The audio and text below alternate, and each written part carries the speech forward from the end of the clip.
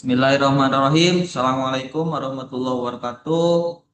Halo rekan-rekan Unsia, perkenalkan saya Mulyana. Dalam kesempatan kali ini saya akan membahas tentang marginal efficiency of capital, strategi meningkatkan ketahanan pangan Indonesia dan pentingnya entrepreneur bagi rakyat Indonesia.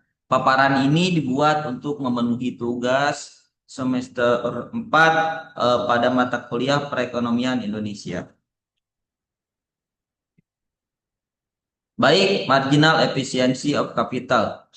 Marginal efficiency of capital menurut John Maynard Keynes dan bagaimana konsep ini mempengaruhi keputusan investasi. Marginal efficiency of capital adalah keuntungan yang akan diperoleh dengan ditanamnya modal. Semakin tinggi tingkat bunga, maka semakin menurun investasi. Pada teori investasi Keynes, secara ringkas keuntungan yang diharapkan ini disebut dengan MEC. Karena jika keuntungan yang diharapkan MEC lebih besar dari tingkat bunga, maka investasi bisa dilakukan. Kebalikannya, jika MEC lebih kecil dari tingkat bunga, maka investasi tidak bisa dilakukan. Jika MEC secara setara dengan tingkat bunga, investasi bisa dilaksanakan dan tidak bisa dilaksanakan. Kemudian faktor-faktor yang mempengaruhi keputusan investasi perusahaan berdasarkan teori investasi Keynes.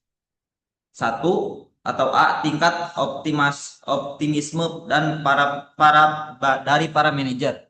Ketika para manajer optimis tentang masa depan, maka mereka akan melakukan banyak investasi sehingga ketika jumlah permintaan meningkat, keuntungan yang mereka peroleh akan meningkat. Kedua, tingkat laju pertumbuhan ekonomi. Segala sesuatu yang mempengaruhi permintaan suatu barang, maka akan mempengaruhi investasi. Begitu pula dengan laju pertumbuhan ekonomi. Biasanya ketika laju pertumbuhan ekonomi baik, maka permintaan barang ataupun jasa akan baik juga ataupun meningkat. Kemudian peningkatan modal saham pabrik. Modal saham pabrik yang meningkat akan menyebabkan penurunan produk hasil marginal dan akan turut mengurangi nilai MEC. Produk hasil marginal adalah output tambahan yang akan diperoleh perusahaan dengan tambahan 1 unit modal. Yang keempat, perubahan teknologi. Jika perubahan teknologi yang terjadi menguntungkan, maka akan meningkatkan jumlah investasi, meningkat bunga tetap. Kemudian yang terakhir, perubahan tingkat bunga. Ekonomi yang memegang teori Keynes percaya bahwa investasi sangat dipengaruhi oleh keuntungan atau tingkat pengendalian dan tidak terlalu dipengaruhi oleh tingkat bunga. Bahkan meskipun terjadi perubahan besar pada tingkat bunga, hanya akan memberikan sedikit pengaruh pada investasi.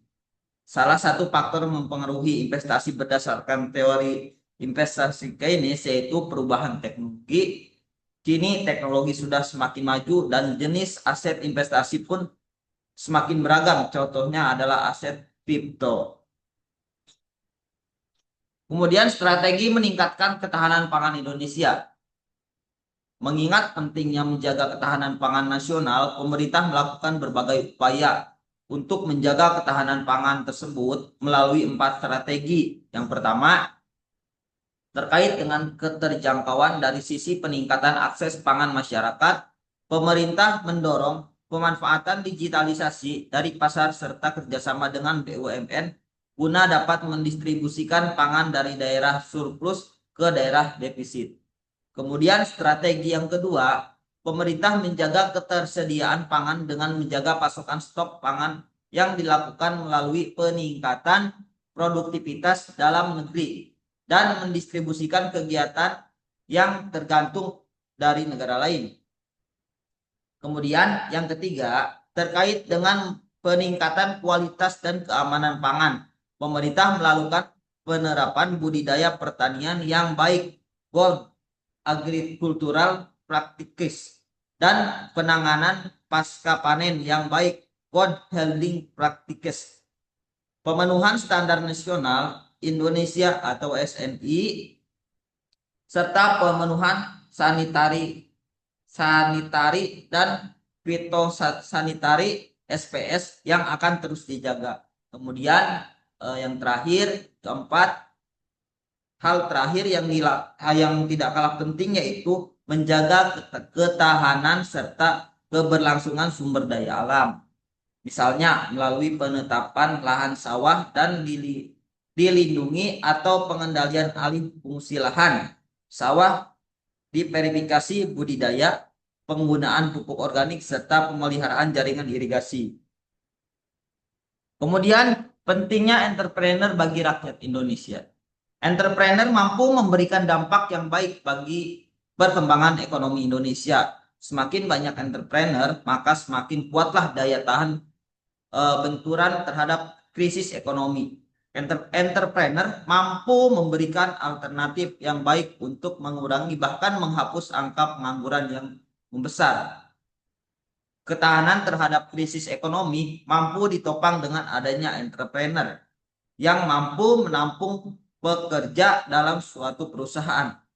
Apalagi jika entrepreneur semakin banyak, tentunya ketahanan krisis ekonomi diharapkan semakin meningkat. Contohnya Nagel 2016 mengungkapkan bahwa di negara-negara maju seperti Amerika dan Eropa misalnya, persentase pengusaha terhadap total jumlah penduduk hampir dipastikan jauh lebih angka 2% yang merupakan syarat jumlah minimum ideal kualitas pengusaha jika negara tersebut ingin mandiri. Bahkan negara tetangga kita seperti Malaysia, jumlah wirausaha yang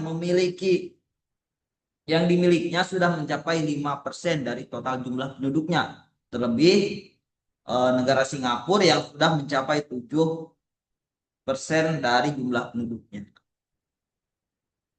Sekian paparan dari saya. Assalamualaikum warahmatullahi wabarakatuh.